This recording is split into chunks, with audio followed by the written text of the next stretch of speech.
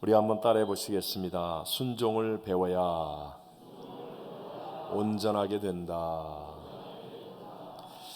한 산부인과에 아기를 처음 낳는 분이 잔뜩 긴장한 모습으로 입원을 하게 되었습니다. 진통은 심한데 아기가 나오지 않으니까 결국은 자연분만을 포기하고 제왕절개 수술을 하게 되었습니다. 그래서 의사가 마취를 위해서 긴장해 있는 산모에게 심호흡을 크게 하라고 했더니 산모가 큰 소리로 심호흡, 심호흡, 심호흡 그러더랍니다. 별로 안 웃으세요? 저를 위로하는 이 유머를 듣고 제가 얼마나 웃었는지. 이와 같이 신앙생활에서도요, 너희를 이루시는 이는 미쁘시니 그가 또한 이루시리라. 우리 지난 주일에 들었던 그 말씀대로 성령님을 우리에게 보내주신 하나님의 뜻을 우리가 잘못 착각하면 안 된다라는 것이죠. 성령님은 그냥 방언 기도하고 은사와 이적을 나타내는 힘과 능력으로만 착각해서는 안 됩니다. 또 인격이신 성령님을 내가 원하는 때 내 마음대로 이용할 수 있는 것으로 착각해서도 안 됩니다. 성령님으로 충만하다라는 것은요, 내가 예수님 안에 거하고 주님이 내 안에 거하는 것이 이루어지는 것을 의미함을 깨닫게 되시기를 바랍니다. 오늘 성경 본문은 예수님이 직접 하신 정말 귀중한 가르침이죠. 주님 안에 거하는 믿음이 되라 라고 말씀합니다. 그러면 성령님으로 주님이 우리 안에 거하신다 라고 하시면서 우리가 주님 안에 또 주님이 우리 안에 거하면 과실을 많이 맺지만 주님 안에 거하지 않으면 포도나무에 붙어있지 않은 가지가 과실을 맺을 수 없음 같이 아무것도 할 수 없다라고 말씀하십니다. 우리 지난 주일 말씀으로 해석한다면 주여 주여 하지만 그러나 결국 심판날의 천국에 들어가지 못하는 신앙이 되는 것과 같다라는 그런 의미이겠죠. 그럼 여러분, 우리가 예수님 안에 거한다라는 것은 도대체 무엇을 뜻하는 것이겠습니까? 한마디로 얘기하면 예수님 안에 들어가서 왕이신 예수님의 뜻대로 순종함으로 예수님과 동행하는 삶을 살게 되는 것입니다. 이해를 위해서 우리 한번 비행기 타는 것으로 그림을 그려보고 한번 생각해 보시기 바랍니다. 우리가 탑승 게이트 앞에서 항공권을 확인받은 후에 이제 비행기를 타게 되지 않습니까? 그렇게 비행기 안으로 들어가면 그러면 내가 달리거나 내가 날지 않는데 그런데 목적지까지 잘 갈 수 있게 됩니다. 그 안에서 때로는 밥을 먹기도 하고요, 잠을 자기도 하고 책을 읽기도 하고 TV를 볼 수도 있습니다. 하지만 그 안에서는 내 마음대로 고도를 바꾸거나 방향을 틀 수는 없습니다. 내 뜻대로 일찍 가게 하거나 또는 늦게 도착하게 할 수도 없습니다. 오직 비행기 조종사와 승무원을 순종하며 가는 것입니다. 구세주 예수님 안에 거한다. 그림을 그린다면 그것도 같은 내용이죠. 내 고집, 내 주장, 내 방법대로 사는 것이 아니라 예수님을 믿음으로 사는 것입니다. 물론 세상의 비행기는 완전하지 않고 간혹 사고가 날 수도 있지만 완전하신 구세주 예수님 안에 거하는 것은 절대로 그런 일이 일어남이 없고 오직 생명을 얻되 더 풍성히 얻게 될 뿐입니다. 죄사함을 얻게 되고 치료와 축복을 얻게 되고 부활과 영생 천국까지 얻게 되는 것이 바로 예수님 안에 거하는 것입니다. 이렇게 주 안에 거하기 위해서 분명하게 요구되는 것이 있는데 그것이 바로 순종이라는 것입니다.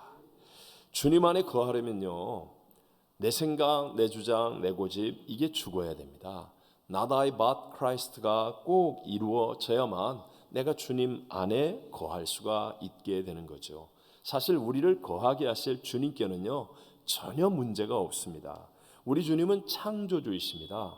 죽은 자를 살리고 없는 것도 있는 것처럼 부르시는 분이요 만왕의 왕 만주의 주 만물의 충만의 충만이십니다. 그런데 주님 안에 거할 우리가 순종하지 않으면 그것이 이제 문제가 될 수밖에 없겠지요. 우리 에덴 동산을 생각해 보십시오. 하나님이 처음 우리 사람을 지으셨을 때 풍요와 기쁨으로 가득한 에덴 동산을 사람에게 거저 주시지 않았습니까? 우리 한번 창세기 2장 8절 읽어볼까요? 여호와 하나님이 동방의 에덴에 동산을 창설하시고 그 지으신 사람을 거기 두시니라. 여러분, 그냥 에덴 동산에서 순종하면 정말 아름답고 복되고 풍요로운 기쁨의 삶을 살아갈 수 있는 거예요. 그런데 문제는 그 에덴 동산에서 안에 거하며 살아야 할 인간의 불순종이었습니다. 여호와 하나님께서 뭐라고 말씀합니까? 그 사람에게 명하시되 동산 각종 열매는 내가 임의로 먹지만 선악을 알게 하는 나무의 열매는 먹지 말라. 내가 먹는 날에는 반드시 어떻게 된다? 죽으리라 하셨습니다. 이렇게 말씀하셨는데도 불구하고 사람이 원수마귀의 유혹에 져서 불순종하게 되었고, 그래서 에덴 동산에서 쫓겨나고 저주가 임하고 질병이 임하고 사망이 임하게 된 것입니다. 창세기 3장 24절을 읽어보겠습니다. 이같이 하나님이 쫓아내시고 에덴 동산 동편에 그룹들과 두루 도는 화영검을 두어 생명나무의 길을 지키게 하시니라. 쫓겨난 거예요. 하나님 쪽의 문제가 아니라 바로 인간의 불순종 때문이었다는 것이죠. 자, 에덴 동산에서 사람을 불순종으로 무너지게 한 원수마귀는 지금도 동일하게 무섭게 역사하고 있습니다. 아니, 점점 더 강력하고 거센 불순종의 역사로 우리 가정과 공동체와 세상을 무너뜨려가고 있습니다. 우리 모두가 지금 현실에서도 체험하듯이 정말 강력한 불순종의 시대에 살고 있다는 것 우리 느끼지 않습니까? 자식에게 매맞는 부모가 생각보다 많습니다, 여러분. 학교 강단에서 선생님의 권위가 없어지고 있습니다. 명령과 순종이 생명과 같은 군대에서도 인권을 앞세운 평등 관계로 엉망진창이 되어가고 있습니다. 모든 공권력들이 무너지고 있습니다. 모든 공동체에서의 권위가 불순종의 힘에 의해서 짓밟히고 신음하고 있습니다.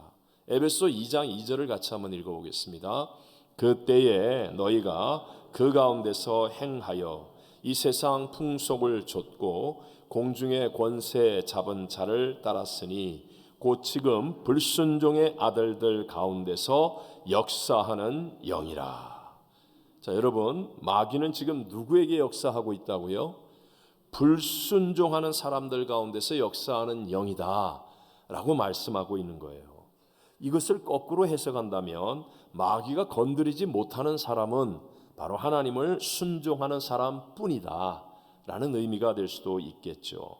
그럼에도 불구하고 우리는 첫사람 아담과 하와의 이 불순종의 피가 우리 안에 흐르고 있기 때문에요, 저와 여러분의 본성은 순종을 싫어합니다.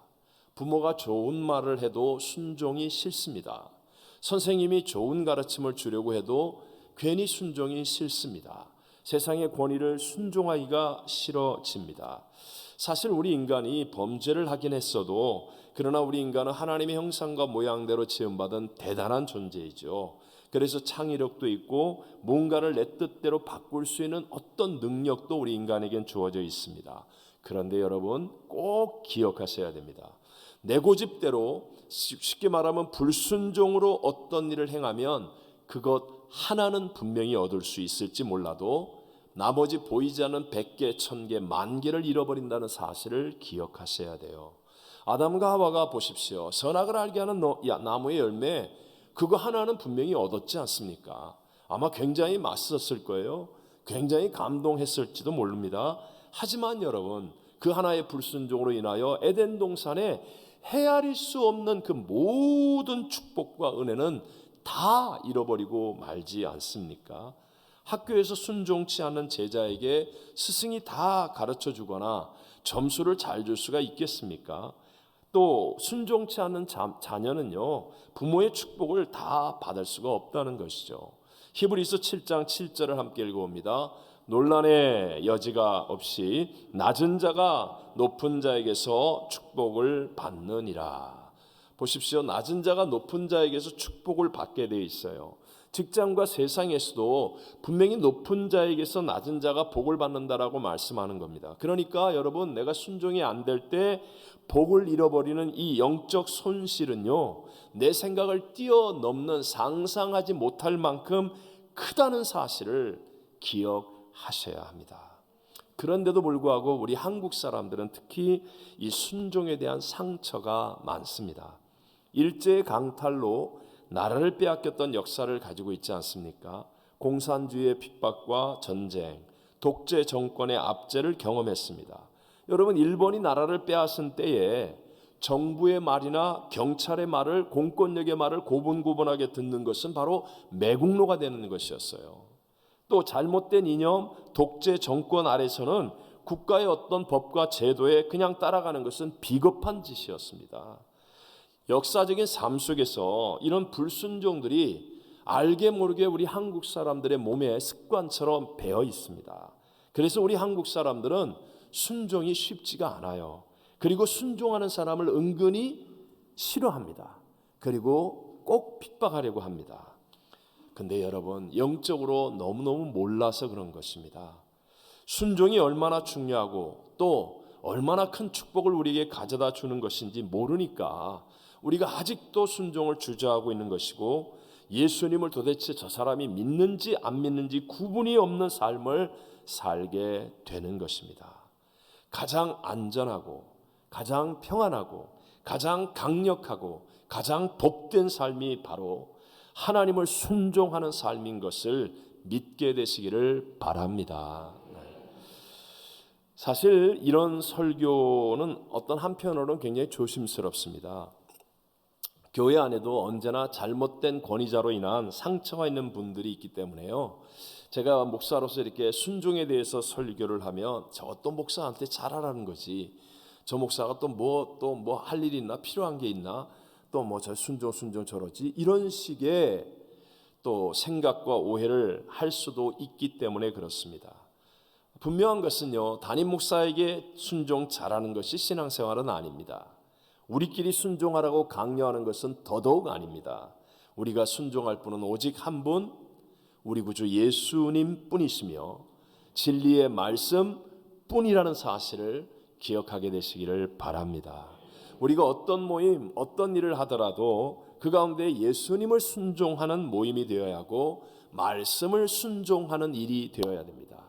아무리 일이 많고 아무리 사람이 많고 아무리 대단하다 할지라도 거기에서 예수님을 잃어버리고 말씀을 놓치면 다 허사일 뿐이라는 거죠.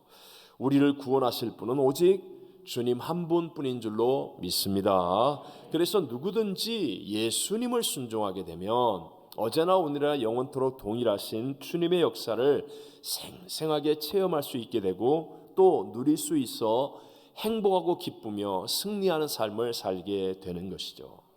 자, 이사야서 55장 8절과 9절을 같이 한번 읽어봅니다. 이는 내 생각이 너희의 생각과 다르며 내 길은 너희의 길과 다름이니라.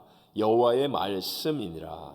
이는 하늘이 땅보다 높음같이 내 길은 너희의 길보다 높으며 내 생각은 너희의 생각보다 높음이니라. 아멘. 쉽게 얘기하면 하나님과 동행하기 위해서 차원이 다른 거 아닙니까? 하나님의 차원은 너무 높고 우리는 아무리 몸부림을 쳐도 하나님의 차원이 이룰 수 없는 갭이 있다는 말이죠. 설명도 안 되고 이해도 할 수 없는 이 갭을 메울 수 있는 길. 그래서 우리의 수준이 하나님의 수준까지 올라가고 우리의 복이 하나님의 복까지 이룰 수 있는 유일한 길이 믿음으로 순종하는 것밖에는 없다라는 것이죠. 사실 저 개인적으로도요, 신앙생활을 이제 은혜 받고 적극적으로 열심히 할 때 그때 가장 힘든 부분이 바로 이 순종이었습니다. 내가 잘난 줄로 알고 살았었고 또 불순종이 멋인 줄 알고 살았던 그 반항기가 많았던 그 시절에 제가 은혜를 받았었기 때문이었습니다. 또 멀찍이 신앙생활을 할 때는 별로 갈등할 일이 없었는데요. 이제 은혜를 받고 적극적으로 열심히 하려고 하니까 내 생각과 나의 스타일과 부딪히는 게 너무 많은 거예요. 그래서 막 갈등이 생기기 시작하는 겁니다. 그럴 때 제가 이 순종의 문제를 붙잡고 정말 씨름했습니다. 분명히 순종이 맞는 것 같은데 근데 내 생각에는 이걸 어떻게 순종해? 아니 이런 경우에 또 순종하란 말이야 등등 뭐 이런 일이 너무 많이 생기면서 씨름하고 있을 때 주님께서 제게 주셨던 말씀이며 제 인생을 변화시켰던 한 축이 되었던 말씀이기도 합니다. 히브리서 5장 8절과 9절을 읽어봅니다. 그가 아들이시면서도 받으신 고난으로 순종함을 배워서 온전하게 되셨은즉 자기에게 순종하는 모든 자에게 영원한 구원의 근원이 되시고 아멘. 하나님의 아들이신데 예수님은 창조주이신데 그분이 육체를 입고 이 땅에 오셔서 받으시는 그 고난으로 말미암아 순종함을 배우셨고 그것으로 인하여 온전하게 되셨다라고 말씀하는 거예요. 교회 생활 연수가 20년, 30년, 50년 되어서 온전해지는 게 아니에요. 직분을 막 받아가지고 온전해지는 게 아니에요. 세상에 자랑하는 업적이 생기고 뭘 해서 우리가 온전해지는 게 아니더라는 거예요.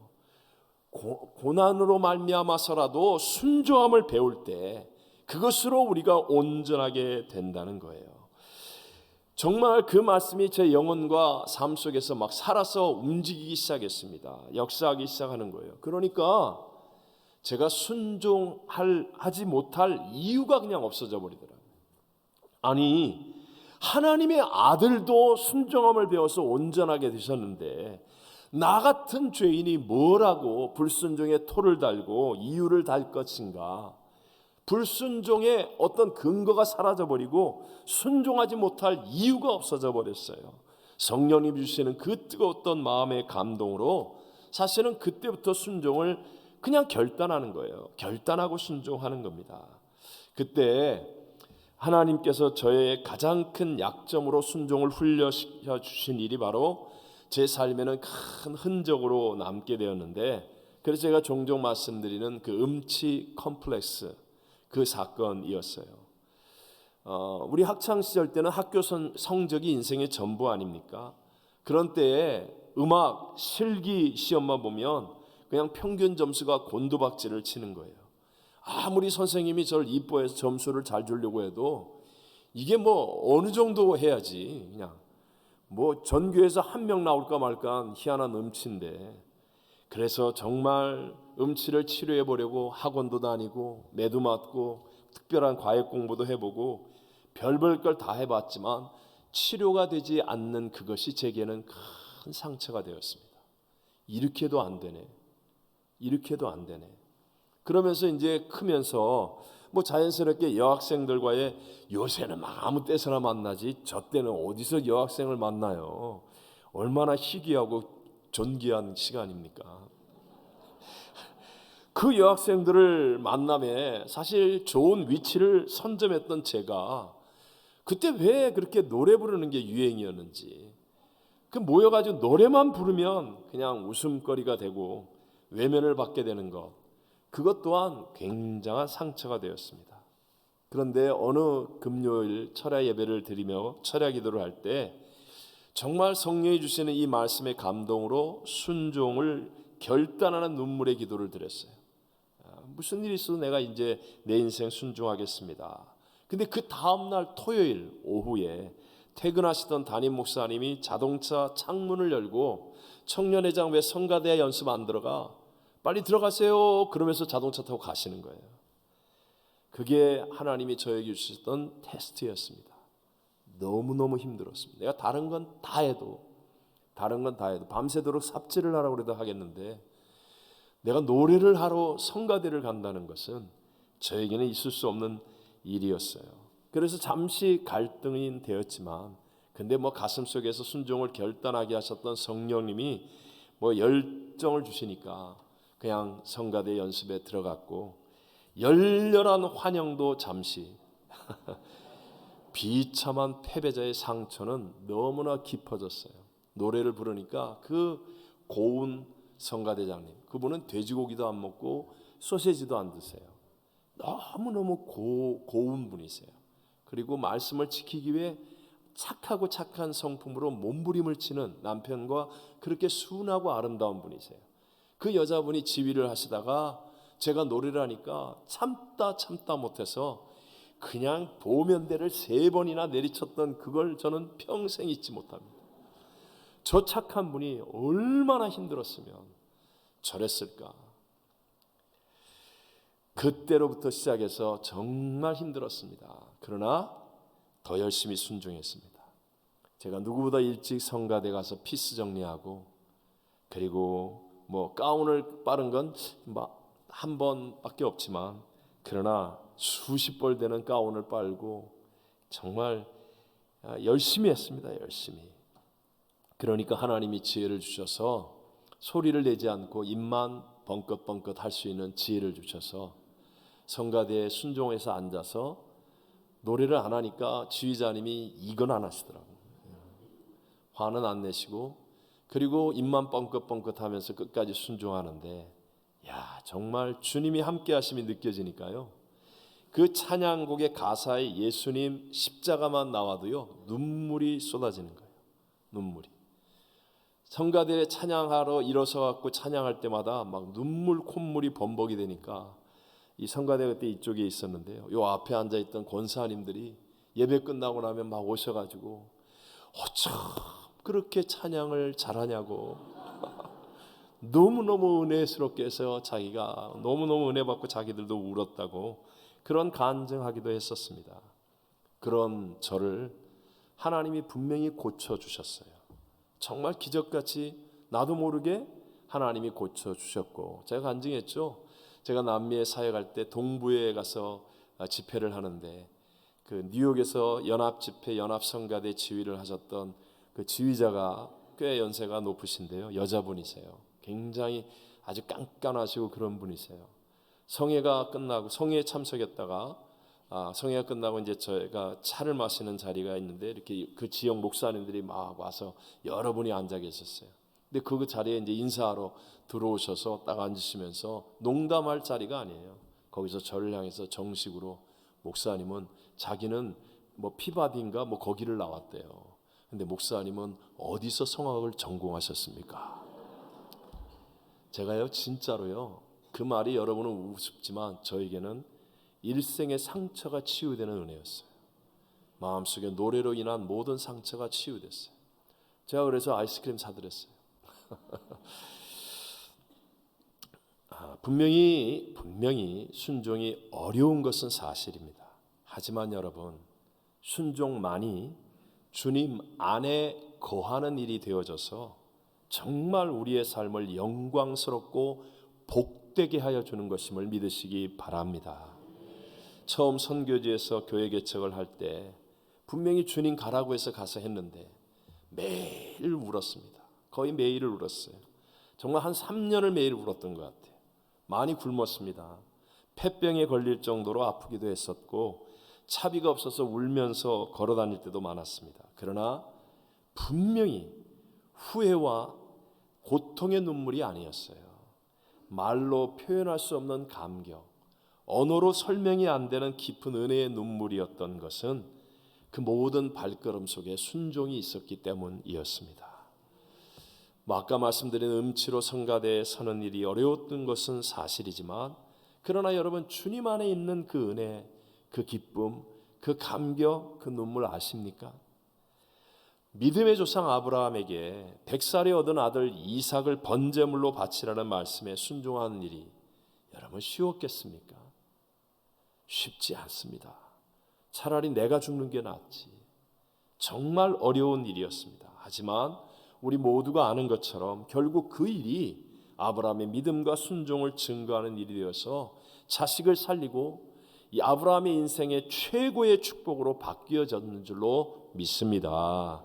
광야에 도망자로 숨어 지내던 모세에게는 애굽의 바로왕 앞에 나서는 것이 가장 힘들었던 일이었을 것입니다.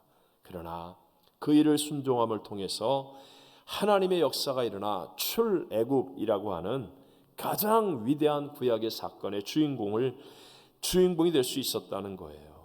남의 나라에서 왕비로 살고 있는 에스더에게는 부름을 받지 않고 왕 앞에 서는 일이 죽으면 죽으리라 할 만큼 힘들었던 일이었습니다.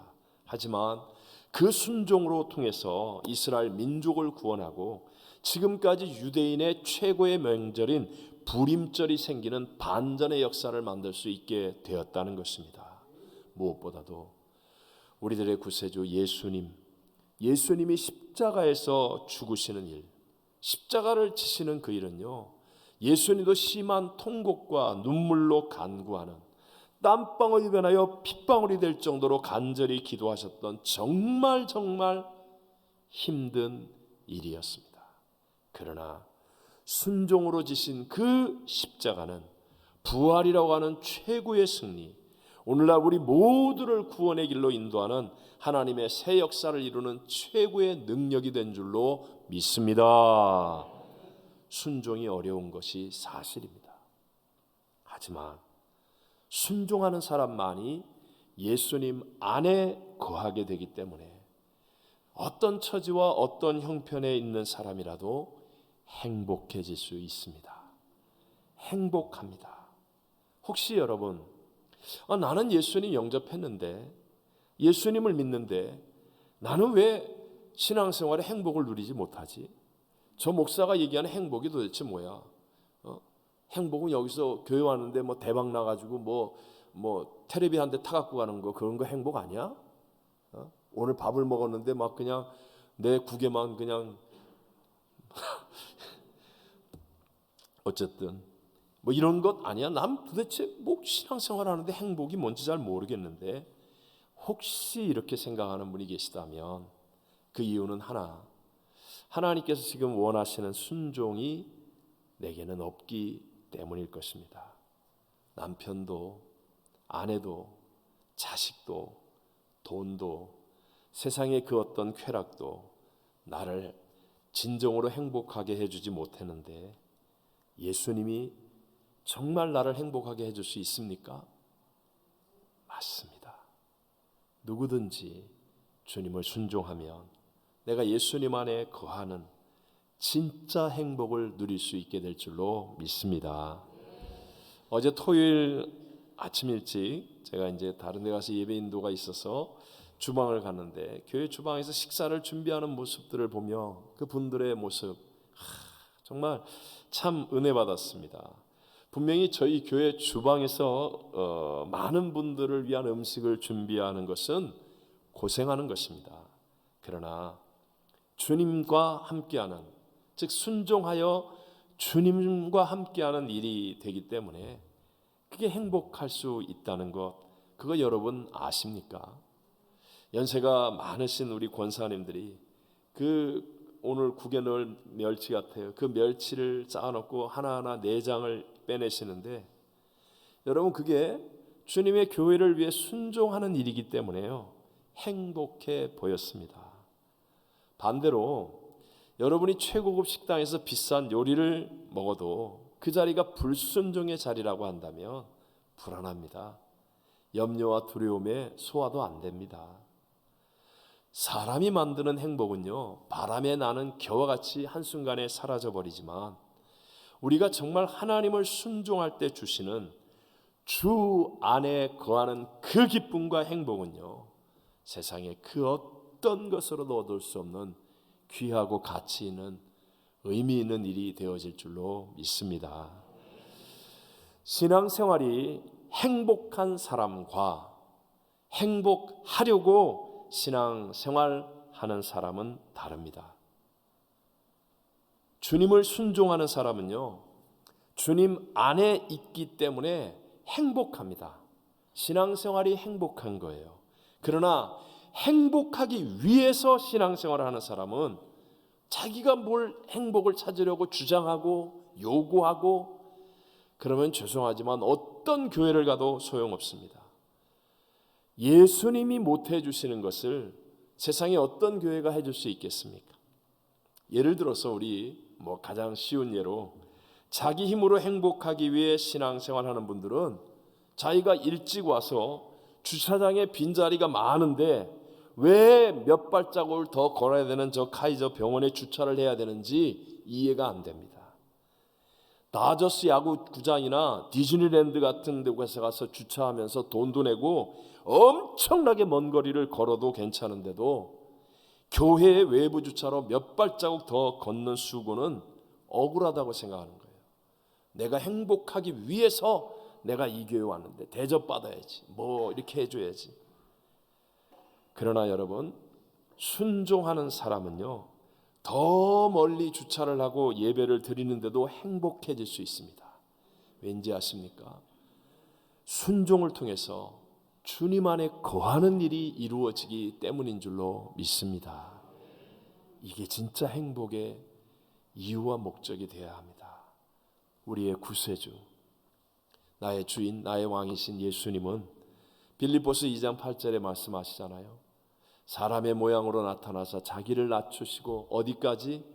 죽기까지 복종하셨으니 곧 십자가의 죽으심이라 하셨습니다.